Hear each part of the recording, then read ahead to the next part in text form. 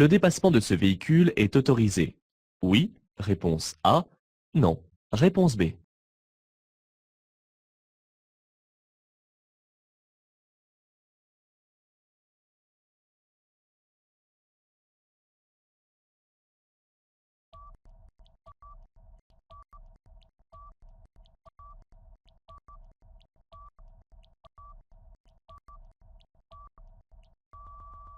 Cette ligne axiale discontinue rapprochée est une ligne de dissuasion. Elle remplace une ligne continue et interdit le dépassement, sauf celui des véhicules très lents, tels que les tracteurs par exemple. Il serait tentant ici de vouloir dépasser un véhicule tractant une remorque, mais c'est interdit.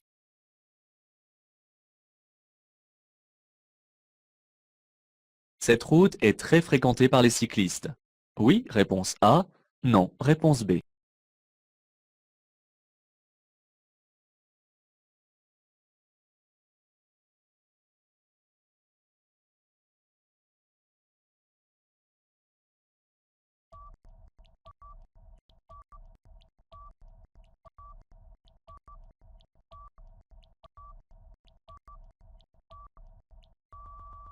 Ces petites routes sinueuses et accidentées sont souvent le terrain favori pour l'entraînement des cyclotouristes. Il peut aussi y avoir un établissement scolaire dans les environs. Ce panneau rappelle qu'il faut laisser un intervalle de 1,50 m pour dépasser un cycliste hors agglomération. Je redouble d'attention car je peux découvrir en plein virage un groupe de cyclistes qui pourrait occuper en grande partie la chaussée.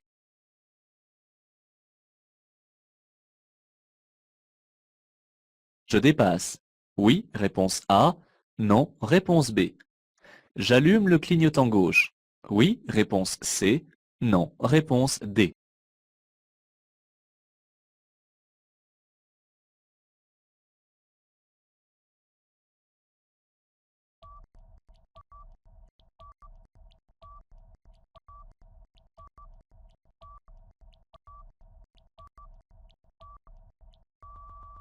Avant d'effectuer un dépassement, je dois toujours vérifier dans les rétroviseurs pour savoir si aucun usager ne me dépasse.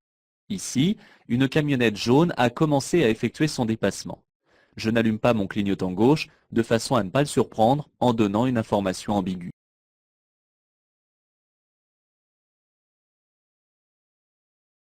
Le rétroviseur extérieur droit est obligatoire en conduite accompagnée. Oui, réponse A. Non, réponse B. Dispense du contrôle en vision directe à droite. Oui, réponse C. Non, réponse D.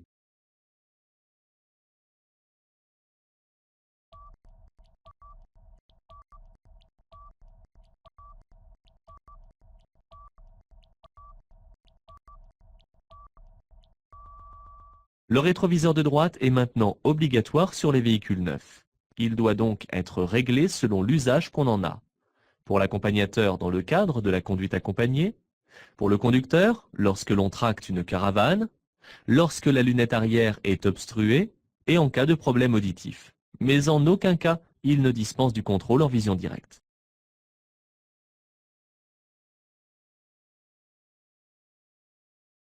La vitesse limite est au maximum de 130 km/h, réponse A, 110 km/h, réponse B, 90 km/h, réponse C.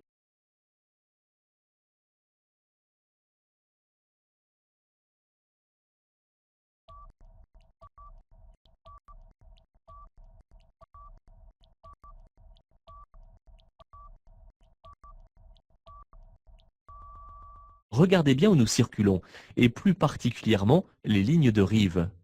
Nous roulons en double sens de circulation sur la chaussée de gauche de l'autoroute en travaux. C'est de plus la fin de l'autoroute. La vitesse est alors réduite au moins à 90 km/h.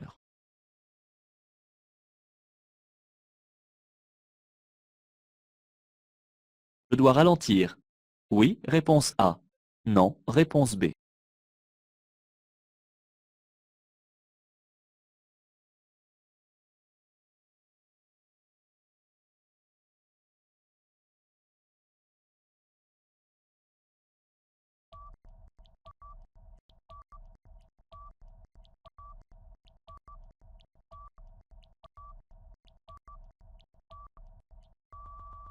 Bien que ce poids lourd soit à l'arrêt, je dois tout de même ralentir. En effet, ce véhicule peut masquer un éventuel cycliste ou un cyclomotoriste qui pourrait surgir devant mon véhicule. De plus, j'aborde une courbe.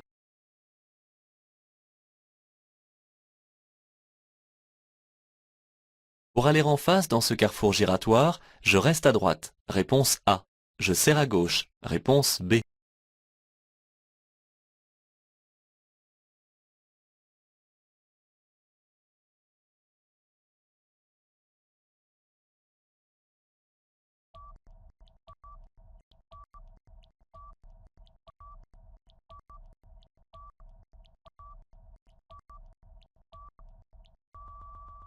La position d'entrée et la trajectoire dans un carrefour giratoire possédant plusieurs voies sur l'anneau dépendent de la direction choisie. Pour aller à droite ou en face par rapport à mon axe d'entrée, je reste à droite. Je suis autorisé à serrer à gauche si je sors à gauche de cet axe ou pour effectuer un demi-tour.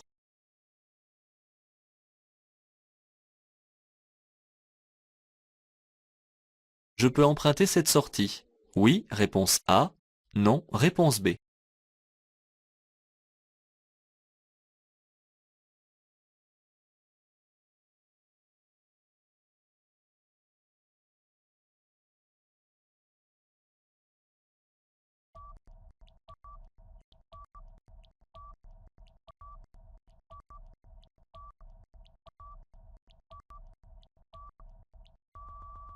La ligne médiane interdit ici de passer de la voie de gauche vers la sortie. En effet, les traits rapprochés aux abords des sorties sont placés ainsi afin d'éviter cette manœuvre dangereuse. Je continue tout droit et je ne sortirai qu'à la prochaine occasion.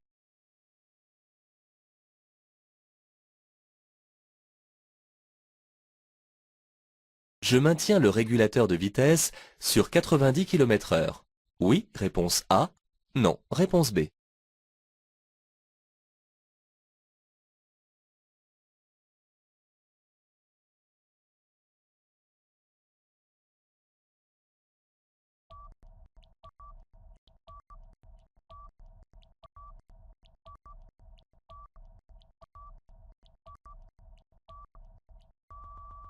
Il y a des travaux sur la chaussée et j'aperçois des ouvriers derrière les engins. Je dois adapter mon allure pour pouvoir intervenir si l'un des ouvriers devait empiéter sur ma voie de circulation. Je ne peux pas conserver dans cette situation le régulateur de vitesse, surtout à une vitesse aussi élevée.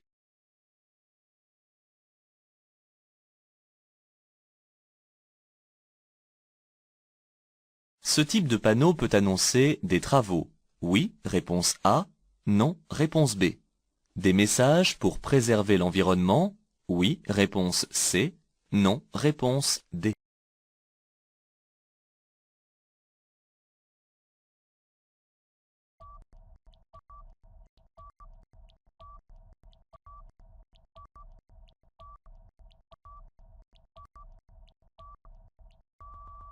Ce panneau à message variable peut apporter des informations sur le trafic, des travaux éventuels ou encore des embouteillages.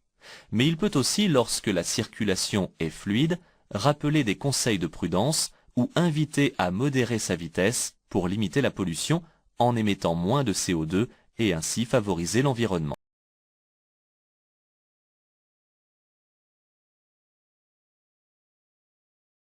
Je peux tourner directement à gauche à l'intersection. Oui, réponse A. Non, réponse B.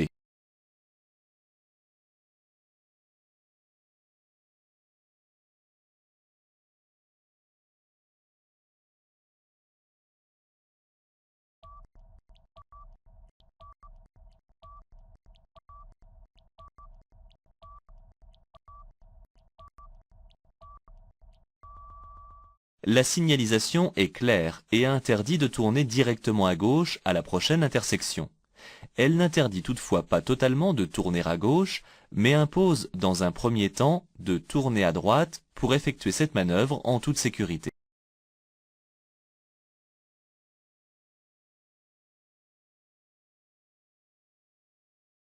Ce panneau losange m'indique que la route est à caractère prioritaire. Oui, réponse A. Non, réponse B. Et répéter tous les 5 km? Oui, réponse C. Non, réponse D.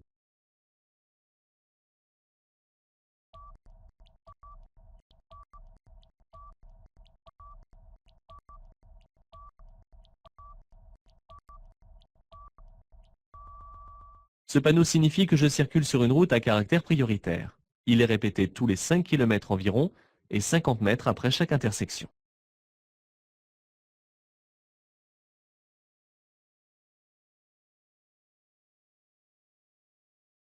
Je devrais obligatoirement marquer l'arrêt. Oui, réponse A. Non, réponse B. Céder le passage aux usagers venant de gauche. Oui, réponse C. Non, réponse D.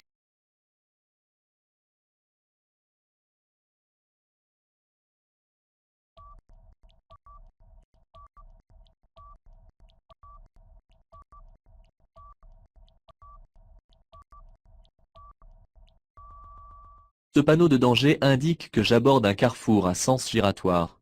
Avant de m'y insérer, je devrais céder le passage si des usagers venant de gauche circulent sur l'anneau. Je ne serai donc pas obligé de marquer l'arrêt.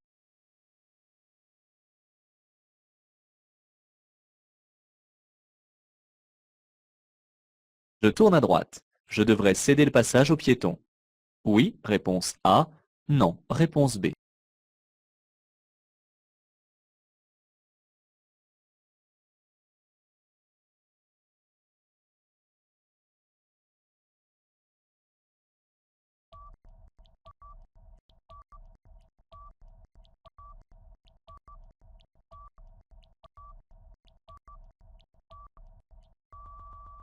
En tournant à droite, je me prépare à céder le passage au piéton qui est en train de s'engager sur la chaussée.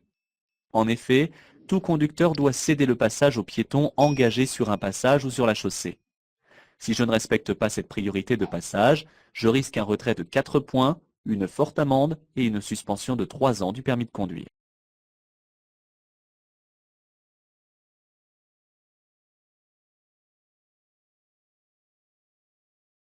En continuant sur cette route, je suis protégé à toutes les intersections rencontrées. Oui, réponse A. Non, réponse B.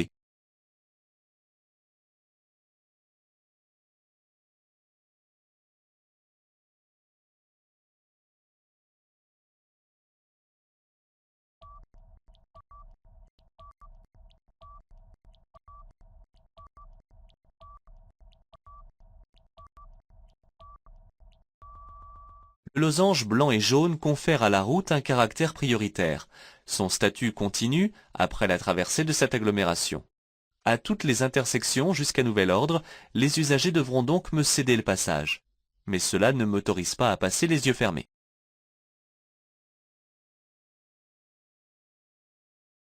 La zone de danger la plus importante est la zone 1, réponse A. La zone 2, réponse B. La zone 3, réponse C.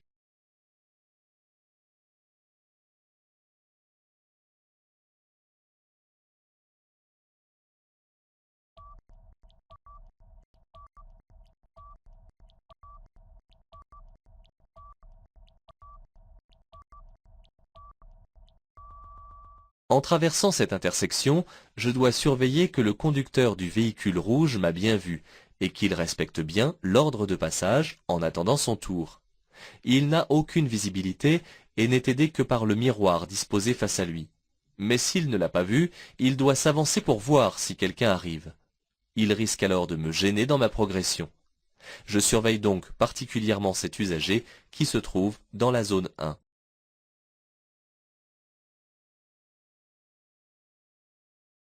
Je ralentis dès maintenant. Oui, réponse A. Non, réponse B. Sur 3000 mètres. Oui, réponse C. Non, réponse D.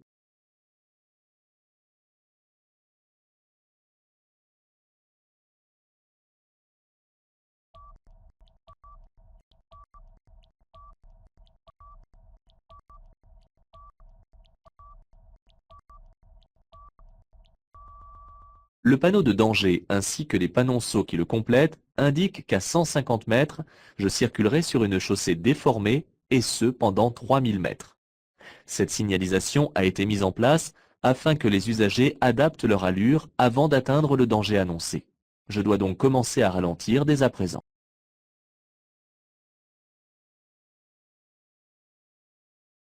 Ce panneau annonce un passage d'animaux sauvages. Réponse A. Un passage d'animaux domestiques. Réponse B.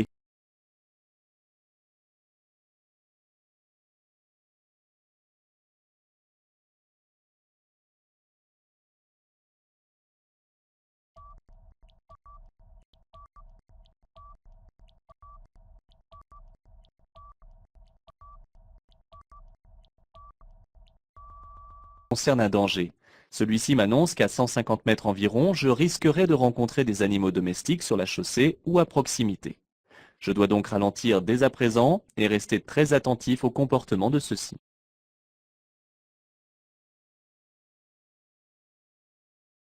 À 150 mètres, je rencontrerai des travaux. Oui, réponse A. Non, réponse B. Du verglas. Oui, réponse C. Non, réponse D.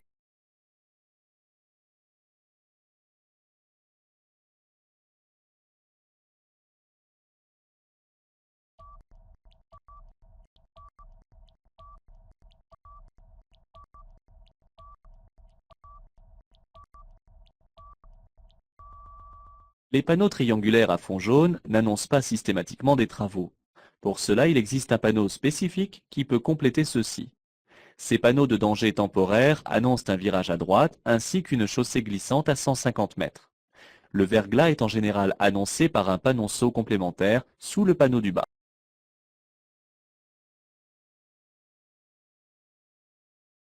Le danger annoncé commence à 150 mètres. Oui, réponse A. Non, réponse B. S'étend sur 8 km. Oui, réponse C. Non, réponse D.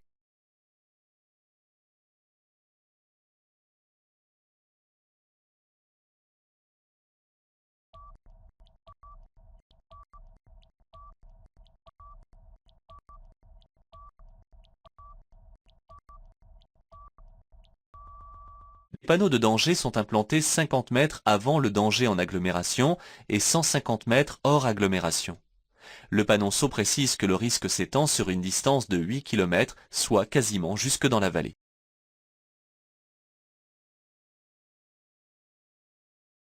À droite, après l'arbre, je peux m'arrêter. Oui, réponse A. Non, réponse B. Je peux stationner. Oui, réponse C. Non, réponse D.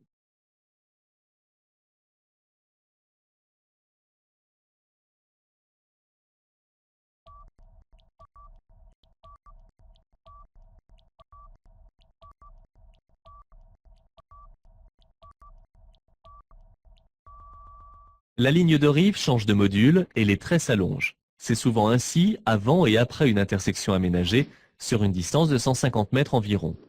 L'arrêt et le stationnement n'y sont pas interdits, sauf à proximité de l'intersection si l'on gêne la visibilité.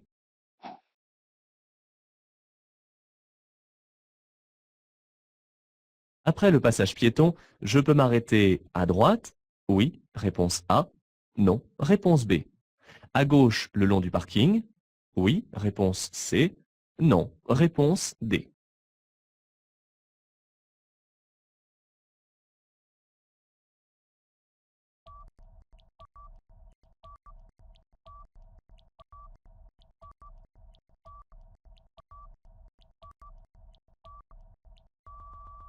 La présence de la ligne jaune continue interdit à elle seule l'arrêt et le stationnement. Je ne peux donc pas m'arrêter à droite.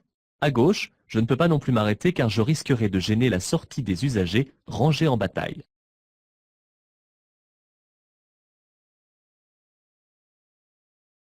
À cet endroit, je stationnerai de préférence en marche avant, réponse A. En marche arrière, réponse B.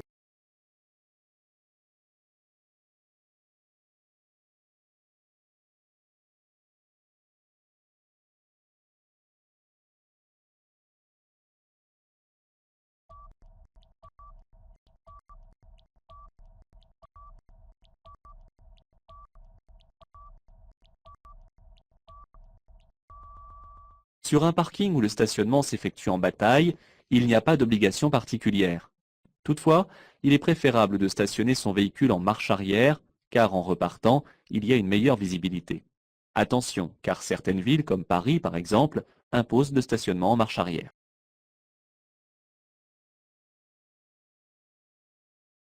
Ce message est un rappel de la règle en vigueur sur l'autoroute. Oui, réponse A. Non, réponse B.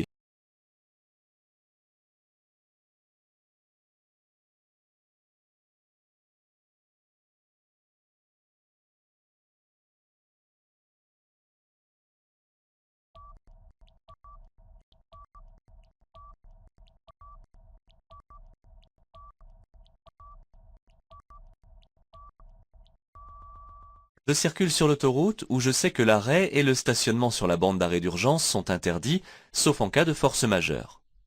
Le panneau à message variable le rappelle spécifiquement en cet endroit. Si vous passez ici, vous comprendrez pourquoi. Je vais bientôt passer sur le plus haut pont autoroutier au monde, celui de Millau.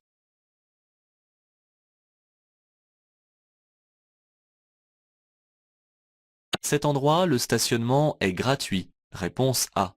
Payant. Réponse B. À durée contrôlée par disque. Réponse C. Limité à 7 jours. Réponse D.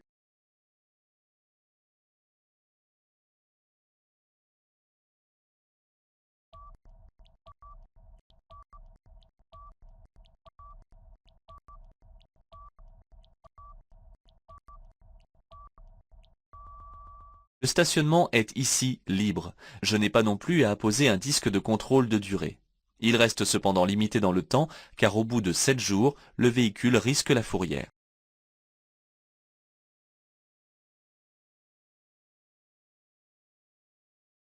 Le niveau du liquide de frein a baissé considérablement. Je rajoute du liquide? Oui, réponse A. Non, réponse B. J'en parle immédiatement à mon garagiste? Oui, réponse C. Non, réponse D.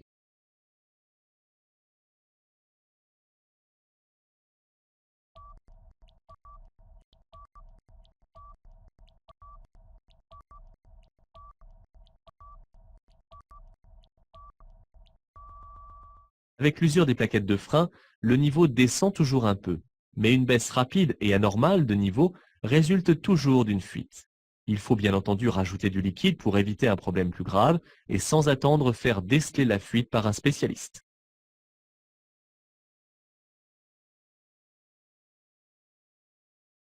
Un ami m'a prêté sa voiture. Avant de lui rendre, je fais le plein avec du gasoil. Réponse A. Avec du sans-plomb. Réponse B.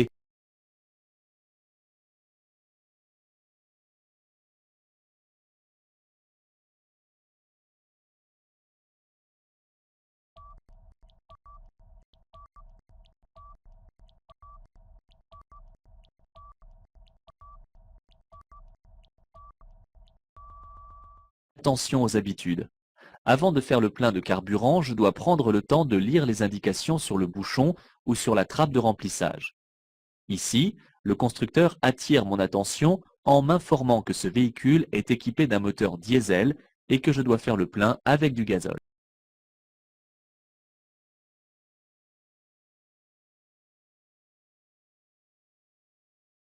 Il pleut fortement. Je dois circuler avec au moins les feux de position. Réponse A. Les feux de croisement. Réponse B. Les antibrouillards avant. Réponse C.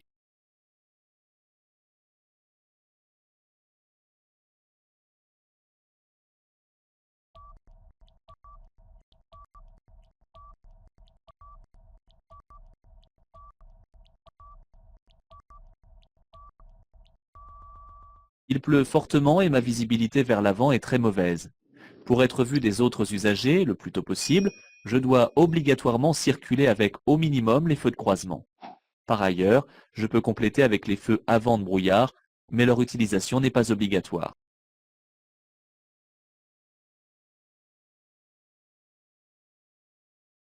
Après avoir débarrassé le véhicule de toute la neige, je chauffe le moteur en démarrant sans trop attendre et en circulant. Réponse A.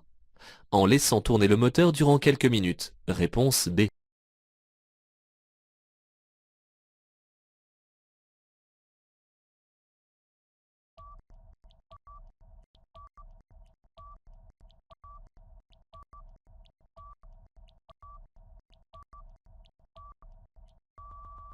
Pour amener le moteur à bonne température de fonctionnement, il est nettement préférable de circuler tranquillement tout en évitant les accélérations brutales que de le laisser tourner à vide plusieurs minutes. De plus, je pollue moins.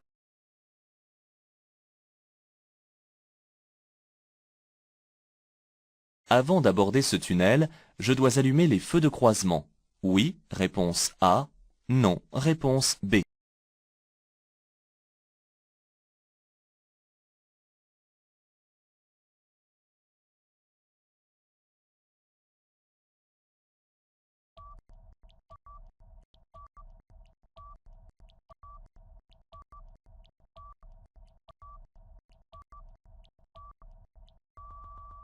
L'obligation d'allumage des feux de croisement au passage dans un tunnel ne concerne que les tunnels de plus de 300 mètres et qui sont signalés par un panneau spécifique.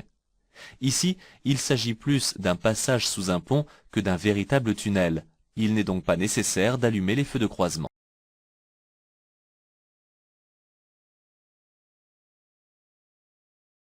Je circule à 130 km/h.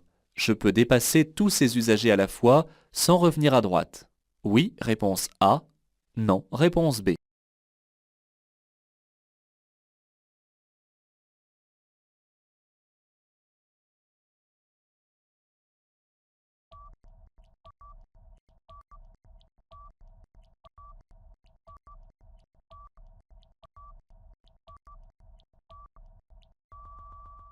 Circulant à la vitesse maximale autorisée, je ne dois pas normalement gêner qui que ce soit derrière moi. Ces usagers laissant entre eux la distance de sécurité minimale, je ne vais pas effectuer des sauts de puce inutiles. Je reste ainsi à gauche durant tout le dépassement.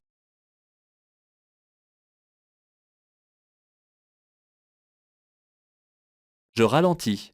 Oui, réponse A. Non, réponse B. Je serre le côté droit de la chaussée. Oui, réponse C. Non, réponse D.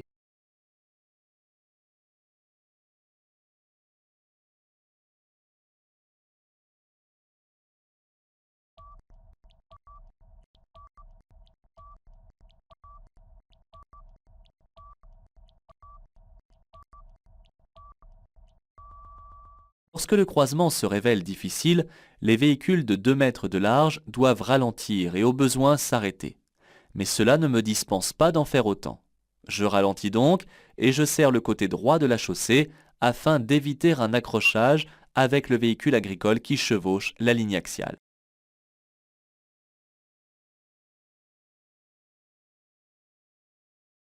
Je suis bien placé si je circule à 40 km/h. Réponse A. À 50 km/h. Réponse B. À 60 km/h. Réponse C. À 70 km/h. Réponse D.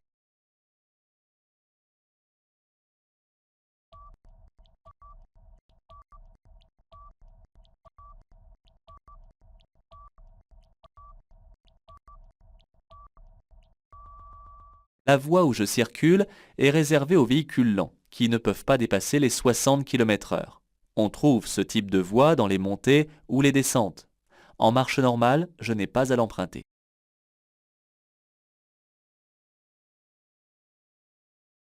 Mon feu est vert. Je m'arrête. Oui, réponse A. Non, réponse B.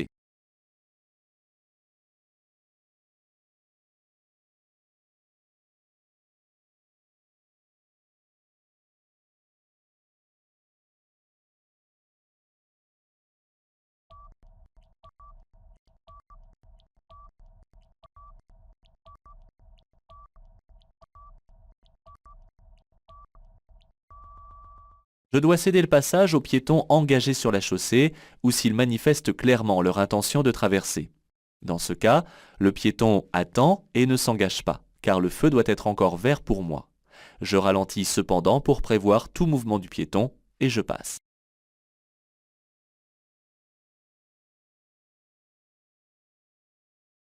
Cet usager passe avant moi. Oui, réponse A. Non, réponse B.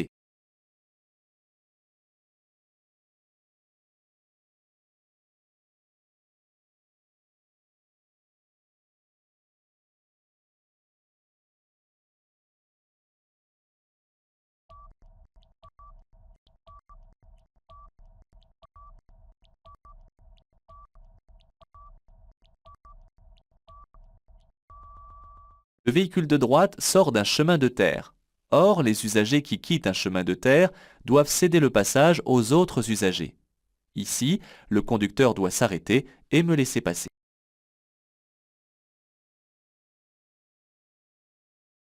La voie de droite est une bande cyclable. Réponse A. Une piste cyclable. Réponse B.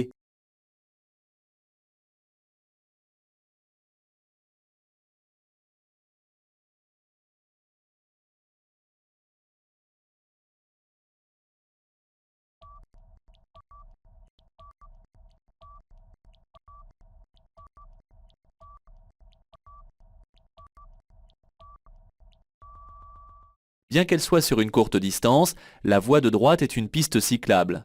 En effet, la différence qui existe entre une bande cyclable et une piste cyclable réside dans le fait que la bande cyclable est délimitée par une ligne de voie réservée, tandis que la piste cyclable est munie d'un petit terre-plein comme c'est le cas ici.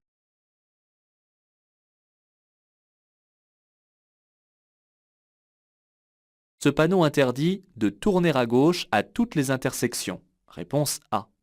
De tourner à gauche à la prochaine intersection uniquement. Réponse B. D'effectuer un demi-tour. Réponse C.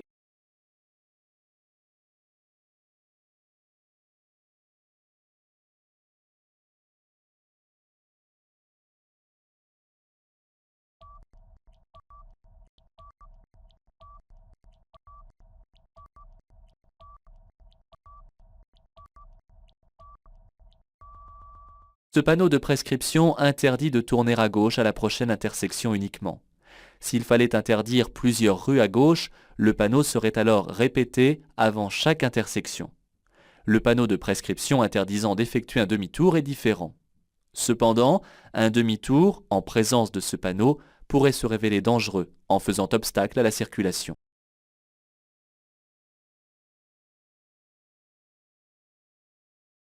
Pour profiter d'un repos bénéfique, je consacre au moins un bon quart d'heure à cet arrêt. Oui, réponse A. Non, réponse B.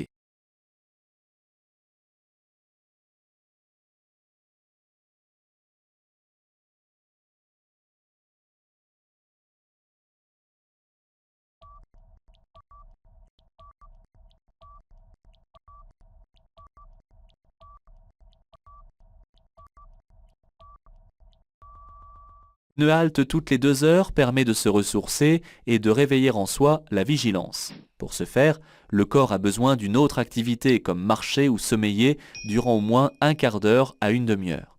Cet arrêt n'est pas du temps perdu quand on sait que 40% des accidents graves ont pour origine la fatigue.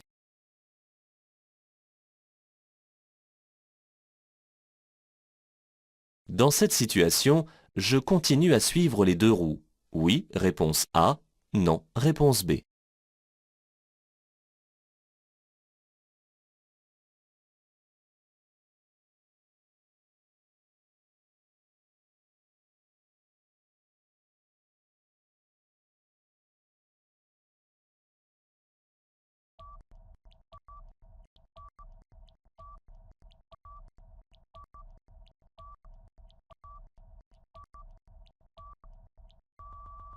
Ce feu jaune fixe annonce le feu rouge.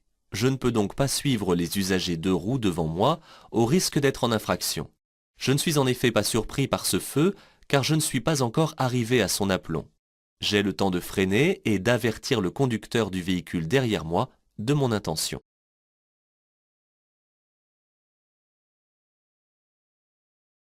Mon véhicule est obligatoirement confisqué en cas de récidive à l'usage de stupéfiants. Oui, réponse A. Non, réponse B. Au délit de grand excès de vitesse. Oui, réponse C. Non, réponse D.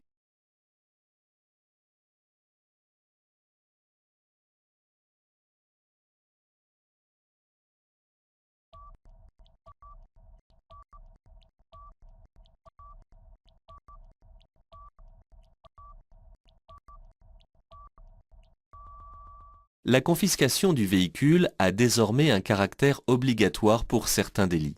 C'est le cas pour la conduite d'un véhicule sans être titulaire du permis correspondant ou pour la conduite d'un véhicule malgré une décision judiciaire de suspension ou d'annulation. Mais c'est aussi le cas lors de la récidive de conduite en état alcoolique, y compris contraventionnel, ou la récidive de conduite après usage de stupéfiants, ou encore la récidive de grand excès de vitesse, c'est-à-dire le dépassement de plus de 50 km/h de la vitesse maximale autorisée.